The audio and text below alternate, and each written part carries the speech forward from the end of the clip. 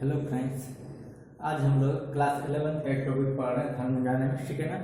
Thermodynamics में हम 0 law तक बता दिए थे, ठीक है। आज हम पढ़ेंगे हीट के बारे में, हीट, वर्क, इंटरनल एनर्जी, ऐसे टॉपिक, ठीक है। तो जानिए हीट क्या होता है, ठीक है ना। हीट नॉर्मली जानिए heat is a form of energy, ठीक है। हीट क्या है? Heat is a form of energy. और ये ट्रांसफर कैसे होता है? ड्यू टू टेम्परेचर डिफरेंस, ठीक है ना। तो इक्वेशन भी उसका वही हो जाएगा। It is form of energy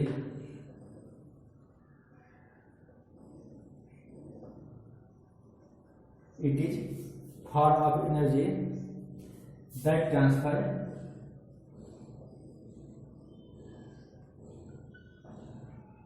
due to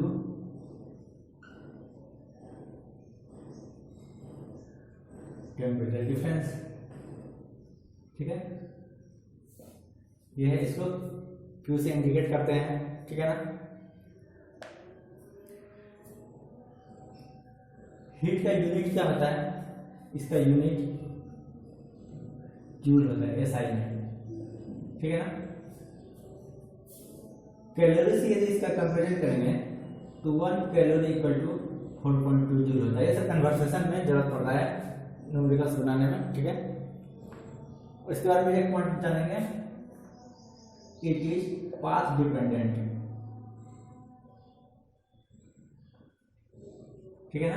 ये नहीं बोलिए इसको पाथ फंक्शन,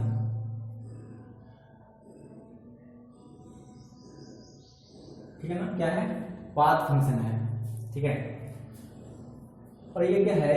ये प्रॉपर्टी नहीं होता ये, ठीक है ना। इट इज नॉट प्रॉपर्टी, ठीक है ना। और जबकि वर्क भी, वर्क आगे पढ़ाएंगे, वर्क भी प्रॉपर्टी नहीं है। जबकि इंटरनल एनर्जी जो आज पढ़ाएंगे वो प्रॉपर्टी होता है, ठीक है। वो आगे हम धीरे धीरे देखेंगे, ठीक है। देखिए इसका साइन कन्वेंशन क्या होता है।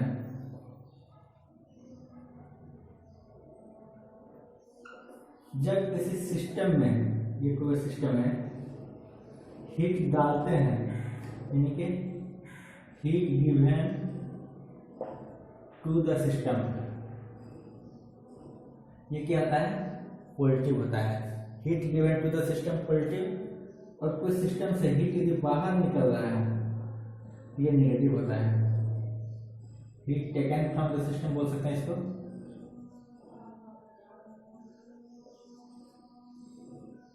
ये क्या होता है? नेगेटिव होता है। इसको ध्यान में रखेंगे, ठीक है। देखिए यदि हीट हमको निकालना हो तो सॉलिड केस में Q इक्वल टू ml होता है, ठीक है ना। ये सॉलिड लिक्विड दोनों में एप्लीकेबल है। तो ये फेज चेंज के लिए है। फेज चेंज जब करेगा उसके लिए ये एप्लीकेबल है, ठीक है ना। Q equal to ml, where L is latent heat. L क्या है? लेटेंट हीट होता है, ठीक है ना। ये फेज चेंज हो गया। और यही यदि सिर्फ टेम्परेचर चेंज हो क्या लिख सकते हैं? Q equal to mc delta T। C है स्पेसिफिक हीट, इसमें क्या होता है? टेम्परेचर चेंज, ठीक है ना। इसको ध्यान रखेंगे। जब भी फेज चेंज हो Q equal to ml use करेंगे। m is mass of substance, that substance. Q equal to mc delta T, जब टेम्परेचर चेंज हो रहा तो वहां पर mc डेल्टा T यूज करेंगे। m is mass of substance, जो भी होगा। c is specific heat, delta T is change in temperature, ठीक है ना। इसको ध्यान में रखेंगे। और देखिए गैसेस के लिए, तो सॉलिड लिक्विड के बता दिए, गैसेस के लिए क्या होता है?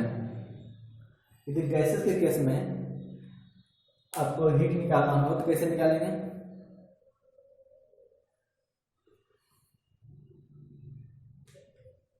देखिए गैसेस के केस में क्या होगा? डेल Q एक कांस्टेंट वॉल्यूम। गैसेस में दो कंडीशन हो सकते हैं, एक वॉल्यूम कांस्टेंट, एक प्रेशर कांस्टेंट। तो ये है वॉल्यूम कांस्टेंट के लिए वॉल्यूम, ठीक है ना। कांस्टेंट वॉल्यूम के केस में mu CV delta T, mu is number of mole, ठीक है, CV is specific heat capacity at constant volume and delta is temperature. और उसी तरह कांस्टेंट प्रेशर के केस में म्यू सीपी डेल्टा टी, ठीक है, म्यू क्या है, number of moles, CP specific heat capacity at constant pressure, और सीबी क्या है, specific heat capacity constant volume, ठीक है। तो ये था हीट के बारे में जिसका हम यूज करेंगे आगे। अब हम लोग पढ़ते हैं वर्क के बारे में। वर्क क्या है, तो देखिए वर्क क्या है, ठीक है, वर्क इसको डब्ल्यू से इंडिकेट करते हैं, ठीक है। वर्क क्या होता है, वर्क भी एक तरह का एनर्जी है। कैसा एनर्जी है, जो कि ट्रांसफर होता है one body to other body, ठीक है ना। इसको ऐसे देख सकते हैं, work can be defined as it is defined as the energy transfer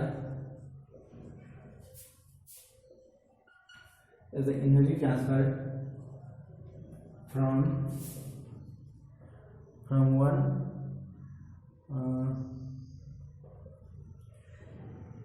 body to another,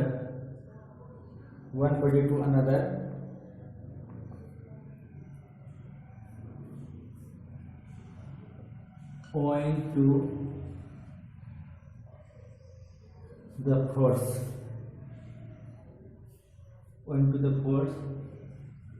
that acts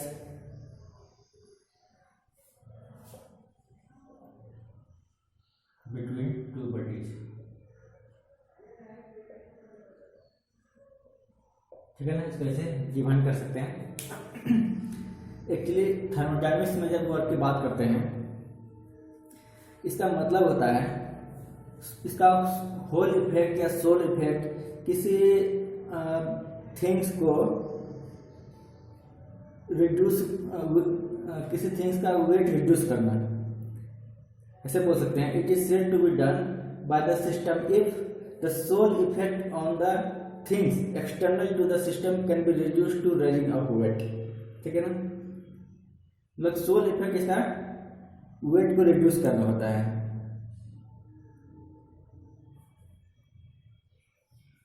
और रिड्यूस क्या चीज में हो गया होगा, वेट को राइज कराने में, ठीक है। लिख लीजिए इसको भी, work is said to B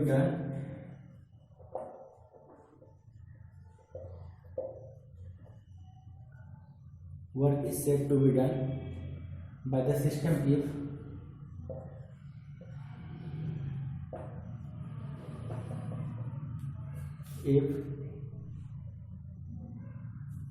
the soul effect on the things external to the system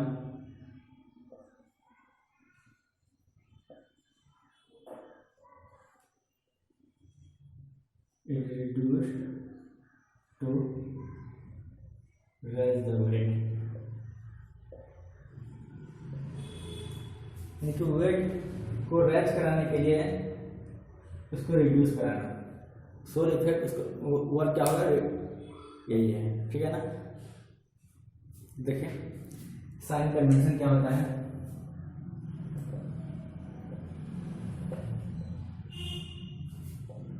work done by the system positive होता है, work done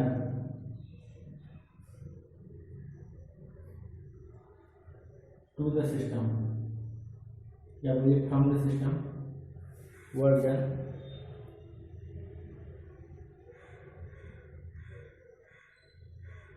on the system बोलिए,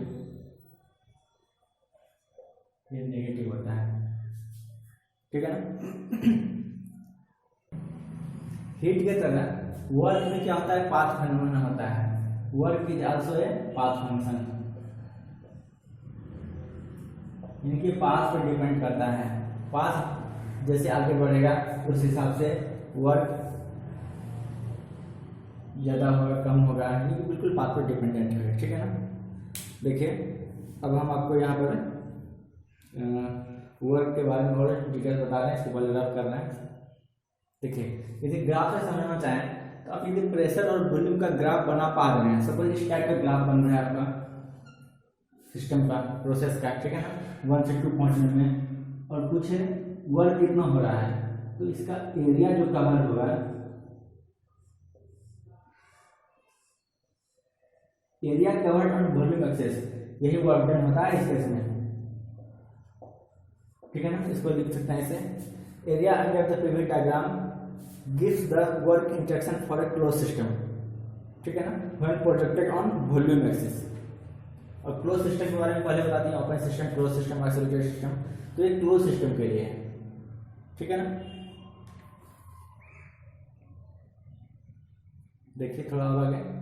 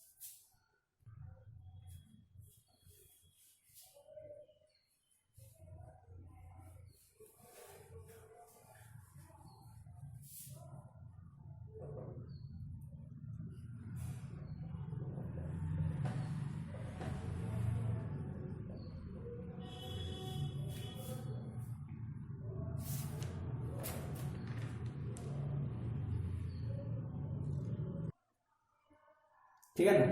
देख लीजिए इसको कैसे देख सकते हैं, इस टाइप को हटा दीजिए। अब इसको सिर्फ अरेंज करना है आपको, देखिए अरेंज कैसे करेंगे।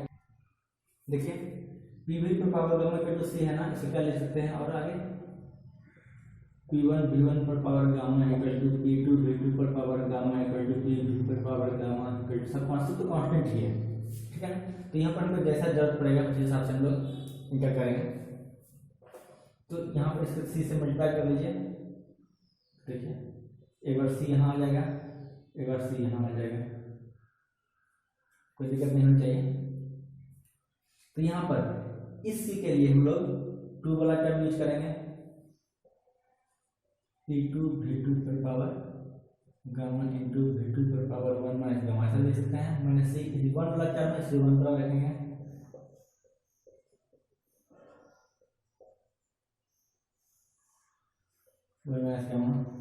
अब देखिए इसको सॉल्व कीजिए। ये P2 V2 पर पावर ये बेस सेम है तो ये ऐड हो जाएगा, तो गामा प्लस 1 माइनस गामा ये जाएगा 1, इसको P2 लिख सकते हैं, इसको P1, इसी तरह इसको V1 लिख सकते हैं, इसको 1 माइनस गामा लिख सकते हैं, या फिर इसको और अरेंज करें तो P1 V1 minus P2 V2 divide by gamma minus 1। ये वर्जन आता है एडियाबेटिक प्रोसेस में, ठीक है ना। देख लीजिए सही अच्छे से, कुछ भी दिक्कत है तो आप जरूर कमेंट कीजिए मेरे चैनल पर, यूट्यूब चैनल पर, जिसका नाम है प्रयास ऑनलाइन स्टडी पॉइंट, वहाँ पर मैं आपको जरूर सॉल्व करूँगा, ठीक है। अब देखिए अगला है पॉलीट्रोपिक प्रोसेस।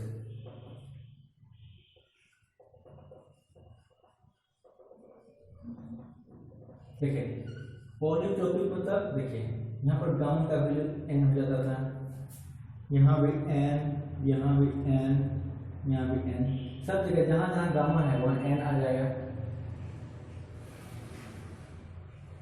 और बाकी सब चीजें वही है।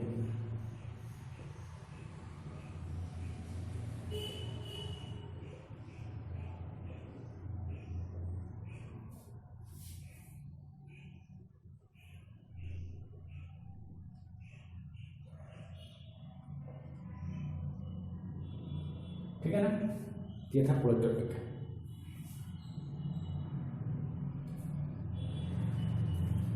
फॉलोइंग टॉपिक में n का वैल्यू -∞ से +∞ तक हो सकता है।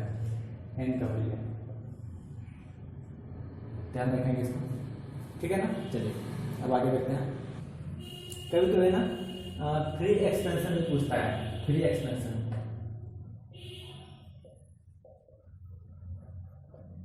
तो फ्री एक्सपेंशन प्रोसेस क्या है? फ्री एक्सपेंशन मतलब कोई रिस्ट्रिक्शन नहीं, बस अपने से आप ऐसे समझिए वैक्यूम में आप कोई चीज लीक करते हैं, खोल दिए हैं, यानी कि कोई चैम्बर आगे कोई उसको रिस्ट्रिक्ट करने वाला नहीं है, बिल्कुल फ्री। तो वहाँ पर कोई वर्जन नहीं हो रहा है, कोई अगेंस्ट कोई इसको अपोज करने वाला नहीं है, इसलिए कोई वर्जन नहीं होता है। ठीक है, यानी वर्जन 0। ठीक है, और फ्री एक्सपेंशन में इंटरनल एनर्जी कांस्टेंट होता है। आगे हम लोग पढ़ रहे हैं इंटरनल एनर्जी, आगे जस्ट देखेंगे, जिसको हम लोग यू से इंडिकेट करते हैं। ठीक है ना, फ्री एक्सपेंशन हो गया। एक एक करके हम सबको बता दे रहे हैं। आइसोकोरिक में वर्जन 0, यहाँ पर क्या कांस्टेंट होता था? वॉल्यूम। ठीक है, isobaric version P into V2 minus V1, यहाँ पर प्रेशर कांस्टेंट। ठीक है ना, आइसोथर्मल, यहाँ पर वर्जन क्या होता था? P1 V1 ln V2 by V1 एक डिटरमिनेंट। ठीक है ना, यहाँ पर टेम्परेचर कांस्टेंट होता था। ठीक है, एडियाबेटिक प्रोसेस वर्जन कितना होता था? P1 V1 minus P2 V2 divided by gamma minus 1, यहाँ पर हीट कांस्टेंट हुआ करता था। ठीक है ना, मेनली यह है। देखिए अब हम लोग आगे बढ़ते हैं और जानते हैं इंटरनल एनर्जी के बारे में। ये इंटरनल एनर्जी, ठीक है ना, देखिए जानिए इंटरनल एनर्जी के बारे में। इंटरनल एनर्जी क्या होगा? ठीक है ना, इंटरनल एनर्जी मतलब energy possessed by the system. ठीक है, यानी कि किसी मैटर में एनर्जी कितना पोजेस हो गया, कितना वो स्थिर हो गया। सपोज आपको 500 रुपया गार्डन से मिला, ठीक है ना, 300 रुपया आप खर्च कर दिए। ठीक है, आपके पास 200 रुपया बच गया है। ये जो बच गया है, जो सेव कर दिया, एक तरह समझिए यही है इंटरनल एनर्जी, आपका इंटरनल एनर्जी। ठीक है, जो कि आप इसको प्रोजेक्ट कर लिया, रख लिए हैं, तो होता है it is energy project by the system due to molecular motion. ठीक है ना, और ये क्या होता है? पाथ डिपेंडेंट नहीं होता है। तो क्या होता है? पाथ इंडिपेंडेंट होता है। इसको बोलते हैं प्रॉपर्टी, यानी कि इंटरनल एनर्जी किसी सिस्टम का प्रॉपर्टी है। ठीक है, ये पाथ पर डिपेंड नहीं करता। क्या है ये पॉइंट फंक्शन है। ये जो है ना इंटरनल एनर्जी पॉइंट पर डिपेंड करता है। ठीक है, आप इस पॉइंट से इस पॉइंट तक की बात, ऐसा कोई प्रोसेस है तो वर्क में क्या होता है? ये पाथ कैसे फॉलो हो रहा था उस पर डिपेंड कर रहा था, हीट में भी डिपेंड कर रहा था। लेकिन इंटरनल एनर्जी में आपको बोलेगा इंटरनल एनर्जी क्या होगा, तो यू इक्वल टू आप फाइनल माइनस सिर्फ पॉइंट का यूज करते हैं इस टाइप से। यहाँ पर कितना था और यहाँ पर कितना था, दोनों का डिफरेंस चाहिए बीच का, ये इस सिस्टम का इंटरनल एनर्जी इस प्रोसेस का बता देगा 1 2 का। ठीक है ना, अब आइए इस तरह बात करें। बिकॉज जो प्रोसेस है स्टार्ट हुआ इनिशियल और फाइनल दोनों एक ही पॉइंट हो गया, ठीक है ना। तो इस केस में इंटरनल एनर्जी क्या होगा, वर्क डन भी होगा क्योंकि पाथ खोला हुआ है, हीट भी आएगा, ठीक है। लेकिन इंटरनल एनर्जी की बात करें, इनिशियल और फाइनल दोनों सेम हो गया, तो U equal to U2 minus U1 जान ही रहे हैं, और U2 इक्वल टू U1, तो ये 0, यानी साइक्लिक प्रोसेस में इंटरनल एनर्जी चेंज नहीं होता है। Change in internal energy in cyclic process is always 0, इसको याद रखेंगे, ऑब्जेक्टिव में कहीं भी पूछा जा सकता है, ठीक है। तो ये था आज हम लोग जो पढ़े, वर्क के बारे में पढ़े, हीट के बारे में पढ़े और इंटरनल एनर्जी के बारे में पढ़े, ठीक है ना। आप लोगों को कुछ भी दिक्कत हो रहा है तो बिल्कुल आप चैनल पर जाके कमेंट कर सकते हैं, जहाँ भी कुछ भी दिक्कत हो रहा है, ठीक है ना। चलिए आज के लिए इतना ही, अब हम लोग नेक्स्ट वीडियो में देखेंगे। Thank you.